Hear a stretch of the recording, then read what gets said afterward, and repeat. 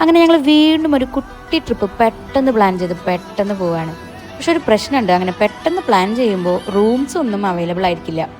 അങ്ങനെ ലാസ്റ്റാണ് ഞങ്ങൾക്ക് സ്കൈസ് ഗ്ലാമ്പിംഗ് എന്ന റിസോർട്ടിൻ്റെ നമ്പർ കിട്ടണത്. സ്ഥലം പറയാൻ മറന്നുപോയി, മൂന്നാർക്കാണ് കേട്ടോ നമ്മളിപ്പോൾ പോണത്. 5 മണിക്ക് മുന്നേ അവർ പറഞ്ഞ പ്ലേസിലേക്ക് എത്തി അവിടെ വണ്ടി പാർക്ക് ചെയ്ത് പിന്നീട് ജീപ്പിലാണ് നമ്മൾ ഈ റിസോർട്ടിലേക്ക് പോകേണ്ടത്. ഏലക്കാത്തോട്ടത്തിൻ്റെ നടുക്കിലാണ് ഇവർ ഗ്ലാസ് ഹൗസും ഹട്ടും ഒക്കെ ആയിട്ട് ഈ റിസോർട്ടിൽ സെറ്റ് ചെയ്തിരിക്കുന്നത്. ആദ്യം വിചാരിച്ചത് ഒരു നോർമൽ പ്ലേസ് ആയിരിക്കും എന്നാണ്, പക്ഷേ ഇത്രയും അഫോർഡബിൾ പ്രൈസിന് ഇത് വേർത്താണ് ഗൈസ്. സ്റ്റേയും ബ്രേക്ക്ഫാസ്റ്റും ട്രക്കിങ്ങും ഇതെല്ലാം കൂടി വെറും 5000 റുപ്പീസിൻ്റെ ഉള്ളിലേ ആയിട്ടുള്ളൂ. അത്യാവശ്യം നല്ല തണുപ്പും നല്ല കോടയും ഉണ്ടായിരുന്നു.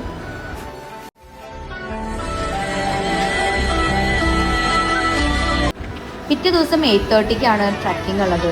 അതുകൊണ്ട് തന്നെ 7:30-ക്ക് ബ്രേക്ക്ഫാസ്റ്റ് നമ്മുടെ റൂമിലെത്തി.